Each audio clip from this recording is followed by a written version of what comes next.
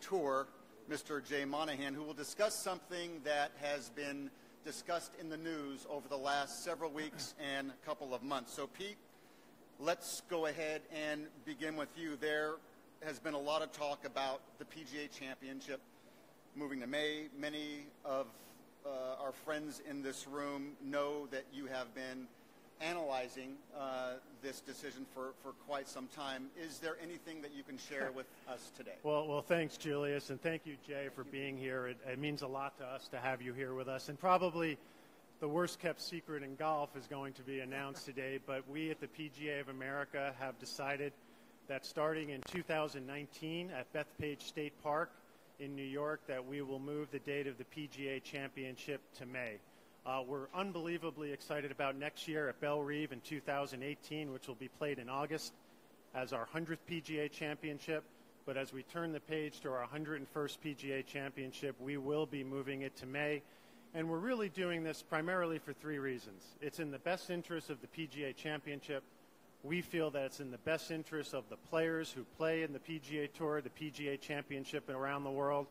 And maybe most importantly for our organization, it makes the most sense to our members.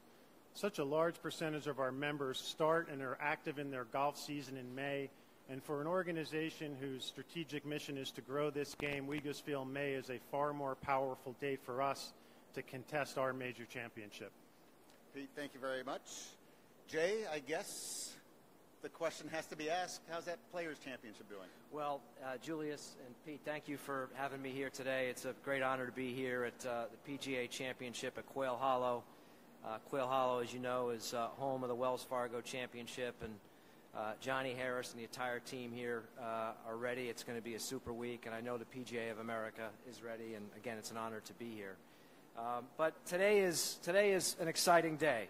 We are thrilled to announce that in 2019, the Players' Championship will move to the month of March.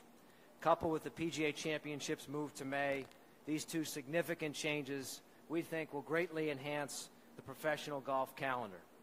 Our thanks to the PGA of America, and I thank Pete. I also want to thank Paul Levy, Susie Whaley, Jim Richardson, the entire board of the PGA of America, because this decision and this partnership allows us both to reach our long-term objectives while delivering incredibly compelling golf to our fans around the world. And I want to stress that we expect these moves will help us to grow our fan base as we move forward with these changes, and we think that's very important, and as Pete said, in the best interest of this game. Jay, thank you very much. Before we go to Q&A, Pete, can you talk a little bit about the analysis the PGA of America went through during this time frame? Sure, Julius, and we really felt it was important for us as an organization to seize this opportunity. I go back 4 years ago, and I'm looking at Paul and Susie and Jim and our COO, Darryl Kroll, and we started these conversations about what would be the long-term impact of golf in the Olympics on the PGA Championship. We are huge proponents of the Olympic movement in golf. We think it's wonderful for golf here and around the world. In my role right now as CEO of the PGA of America, I'm proud to be the chairperson of the International Golf Federation. We support golf in the Olympics. We love golf in the Olympics. But looking at it from our very PGA of America prism, what would be the impact of having to potentially change the date every 4 years as golf stays in the Olympics on the PGA Championship? So that started the process. Jay was well aware that we were going through that analysis, thinking about that. Quite frankly, part of the logic of announcing Harding Park in 2020 as a PGA Championship site is because it afforded us the flexibility to potentially change that date, maybe to play it in February, maybe to play it in March, in May, or in August. We like that. And then I'll wind the clock back about a year where Jay and his team came to visit us at PGA of America headquarters and said, hey, we know you're going through this process. If we would consider moving the Players' Championship back, do you think the organization would consider moving the PGA Championship to a May date? And we said, well, Jay, that's great information to know. Give us some time. And we underwent a full-blown analysis that, quite frankly, has taken the better part of 8 to 10 months, weighing the pros and cons of August versus May. August has worked. It's working wonderfully this week. It'll work so well next year at Belle Reve. We've had great drama, great television ratings, the way Kerry Haig sets up our golf courses. We go to some of the very best golf courses in the world. But we kept coming back to the fundamental, unavoidable reality that the landscape in August is changing. It's changing because of the Olympics. It's changing because of contemplated alterations to the FedEx Cup that Jay can talk about more eloquently than I can. And then we started to look at May. We said, you know what, the PGA Championship historically has been played in 9 of 12 months, so we haven't been wed to an August date. What would it mean to follow the Masters in terms of the major championship golf calendar? As I said when I opened up my comments, what would it mean for our membership to be able to talk about Get Golf Ready and PGA Junior League Golf and all the great Grow the Game initiatives that PGA of America professionals are tied to across the country in May, toward the beginning of the golf season for such a large part of the country as opposed to August? We feel that the television markets in general are stronger in May. And we're 100% confident that we can continue to go to the great golf courses that we bring this championship to. And we spent a lot of time determining and analyzing that aspect of it. And it opens up other parts of the country. It's more comfortable in the Southeast. It's more comfortable in Florida. It's more comfortable in Texas. And this wasn't an easy decision. It certainly wasn't a decision we took lightly. Our team made a full-blown presentation to our board of directors in March. We went back in June, a couple of months ago, and made the formal recommendation to Paul, to Susie, to Jim, and to the rest of our board of directors that we think this is in the best interest of the PGA of America and the PGA Championship to make this move now to position us for the next 100 years of the PGA Championship. We also had the added benefit that it was good for golf. It made sense for us. It made sense for the tour. We think it makes sense for the overall golf calendar. And there becomes an unbelievably powerful and comfortable cadence with this change. When you think about the Players' Championship, to the Masters, to the PGA, to the U.S. Open, to the Open Championship, to the FedEx Cup and the playoffs, and then ending the year in such a fashion, depending on what year it is, with the Ryder Cup or the President's Cup. So we certainly think it's good for the PGA of America and the PGA Championship, Julius, but we're 100% comfortable that it's good for the game as well. Pete, thank you very much. Jay, I'm guessing, as you heard Pete's analysis, this was a process. I'm guessing you went through similar analyses. We did, and I think both organizations are constantly going through a similar type analysis. And for us, going back several years, you look at what we're trying to accomplish for the game. And what we're trying to do is to diversify and grow our fan base and diversify and grow participation within our game. And the one way that we can influence that is through our schedule and through our players and through the product that we put forward each week. And it was through that lens that we began this exercise a long while ago, and we'll continue to look at our schedule in that way. But we think that this return to March for the players has been done for a number of reasons that will benefit virtually all of our constituents. The Players' Championship continues to grow in stature regardless of its date. It's clearly one of the premier events in all of golf. The best players in the world playing a dynamic and world-class venue in TPC Sawgrass, a stadium course, an unmatched fan experience, and obviously tremendous impact that we've had in our home community. Last year raising $8.5 million for charity and roughly $85 million since inception. But when you change dates, moving from May to March, you've got a different set of conditions that you have to address. And I think if you look back over the past several years, you've seen firsthand a number of the changes that we've made. And I'll point out a few.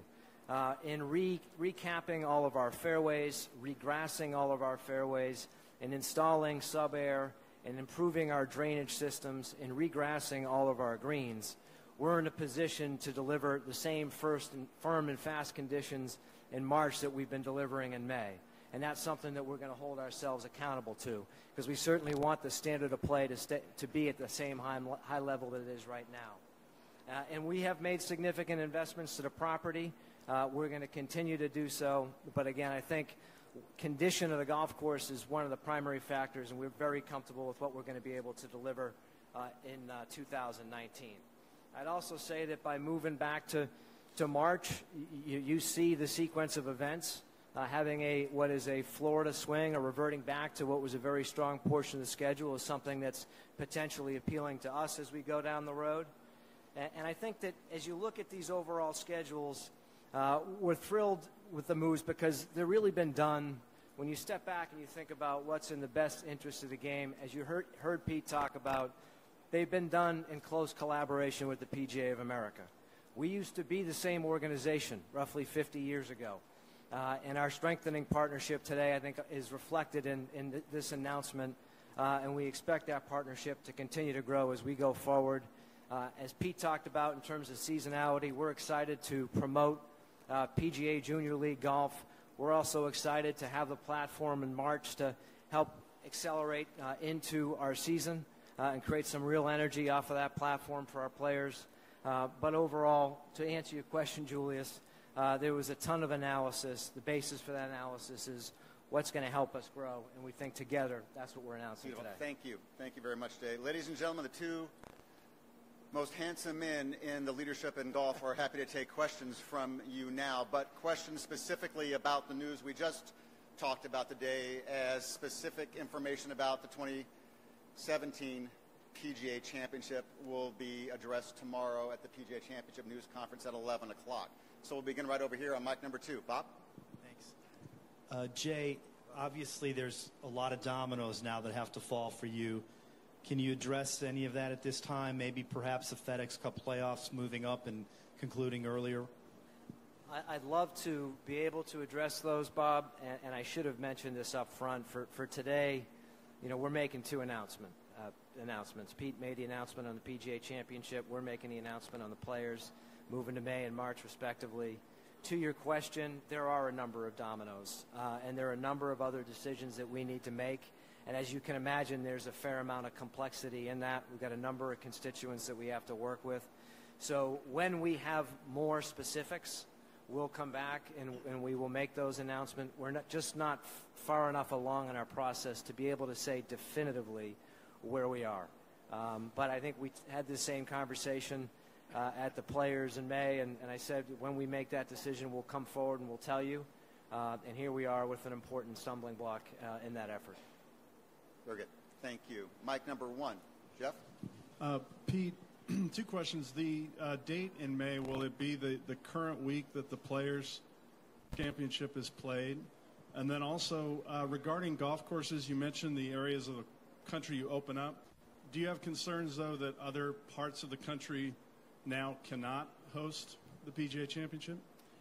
Jeff, thanks. I would tell you with our first question, no, we will not play on the weekend of Mother's Day. We'll be playing after Mother's Day. Really, the PGA Championship will conclude on the weekend prior to Memorial Day weekend, which, based on the calendar year, can either be the 3rd or the 4th week of May. More often than not, the 3rd week of May. We looked at the golf courses that we know we have signed agreements.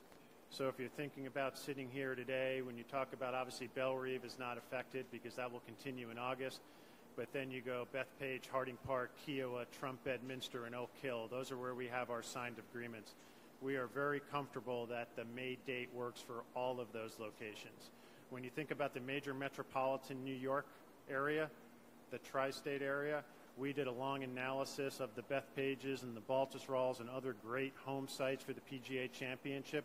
We actually feel, and I would say more importantly, well, from our side, Kerry Hague, but from those championship sites, their PGA professionals, the club, the superintendent, they feel the conditioning of the golf courses are actually better in late May than in the August months. I think the weather patterns have proven to be better, so we're excited by that.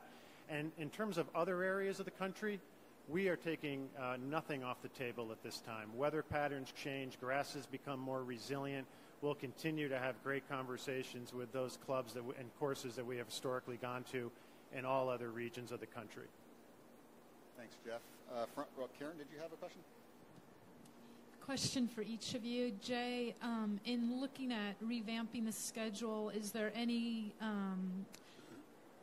talk of creating a bona fide off-season for the players? And Pete, is a non-U.S. venue on the table at all? I would say going back to the advent of the FedEx Cup, the wraparound season has elevated all of our events. And I think when you look at 46 events over the course of the season, right now, I don't expect that to change. I think that works very well for our product. And candidly, as a sport, a true international sport, being on all the time and showcasing the world's best players over that period of time, we think is very helpful. I was thinking about this because I've read some comments recently, and you look at the fact that there are 46 events. A lot of players, let's say you play in 25 weeks, that's 21 weeks you have off, that's 5 months of free time. And the benefit of having players, a steady rhythm of players, and gosh, we see how deep, how the depth is across the game. We think that serves, going back to the fan, that serves our fan base very well. And I think that's reflected in the demand we have from sponsorship, from tournament, and the support we're getting in all the communities where we play. So at this point, I don't see that, Karen. Pete? And I would tell you from an international perspective, I think it's no secret that we've considered that in the past and have analyzed that. What's more important for our organization, when we put our strategic plan together with our board of directors, a global growth for the PGA of America is key to our success. Whereas we talked initially about potentially having an international PGA Championship, our focus now in terms of global growth is squarely on education and employment. Our PGA of America professionals, who are the best trained professionals in the world, how do we bring them overseas to help grow this game? How do we bring them overseas to help teach people how to grow the game? Will we ever do an international PGA Championship? I think the answer is we don't quite know yet. Will we do one in the next decade? I think the safe answer is no. But it is something we will always consider because I think potentially at the right time for the organization, it could be an interesting move. Thanks, Karen. Mike number 3, John. Pete, this will have an impact on the PGA at home.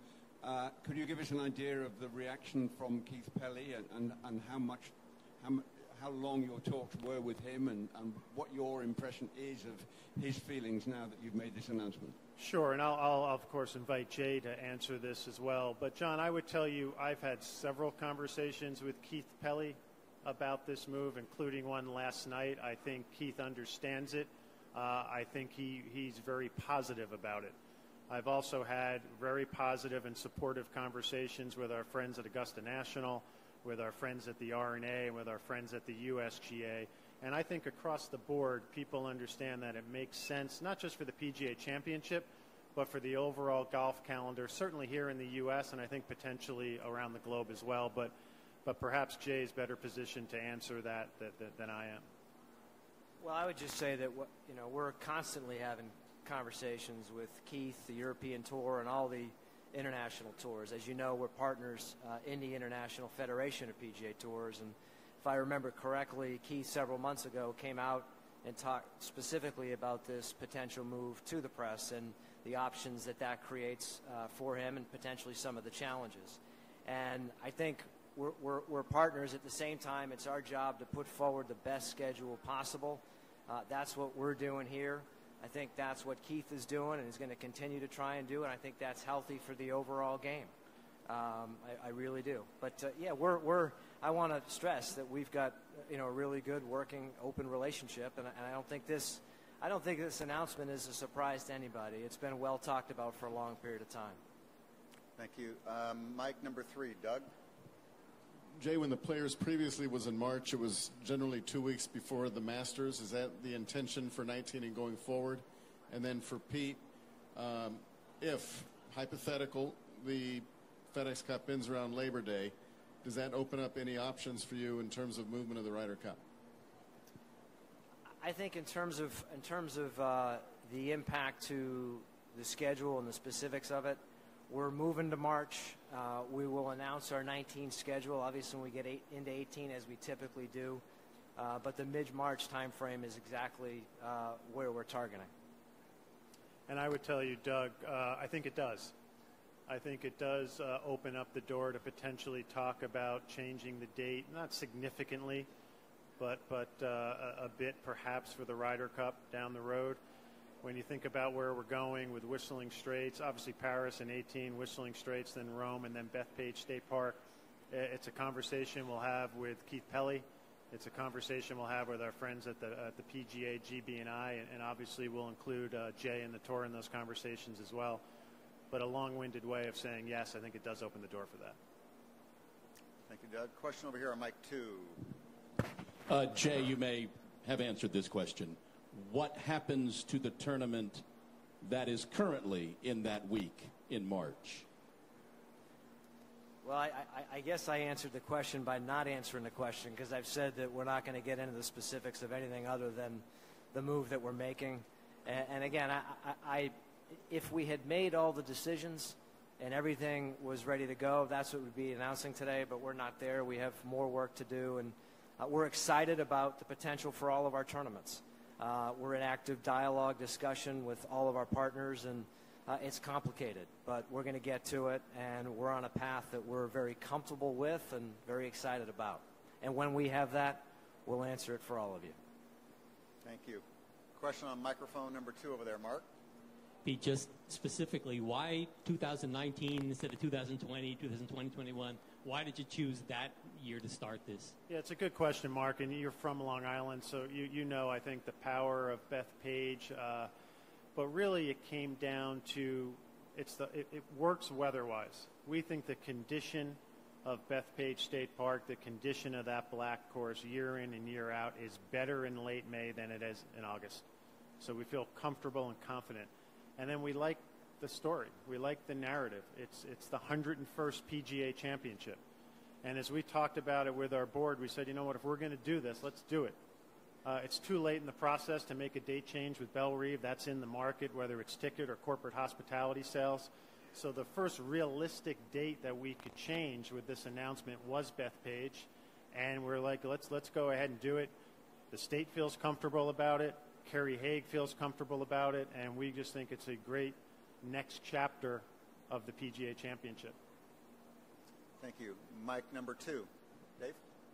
Pete, have you determined what kind of impact this has on the professional championship and the senior PGA? Yeah, I'm glad you asked the question. So I'll address both. In terms of the KitchenAid Senior PGA Championship, that, at least for the next 3 years, will remain in its current time slot. And I would tell you that we like the fact that the PGA Championship will be followed by the KitchenAid Senior PGA Championship. We think we can continue to serve that event, continue to draw attention to that event with the fact that our major championship is the week prior. We like that they'll be back-to-back. We think there's great continuity and quite frankly, power in that. As many of you in this room know, one of the true important elements of the PGA Championship, part of the DNA of the PGA Championship, is that we have 20 of our PGA of America club professionals playing it every year, 20 people that will be here this year with us at Quail Hollow. So one of the key components of figuring this out and putting the pieces together was making sure that our PGA Professional Championship worked from a date-wise and a schedule point of view. Kerry and his team took a long, hard look at that, and starting in 2019, we will move the date of the PGA Professional Championship to roughly a month prior to the PGA Championship, and it will be played in April. Thank you. Ladies and gentlemen, before we have our next player interview come in, we're going to call that for this news conference, but Jay and Pete will remain at the table here for the next 4.5 minutes, and the word media scrum is something that you all like. So thank you very much for joining us today.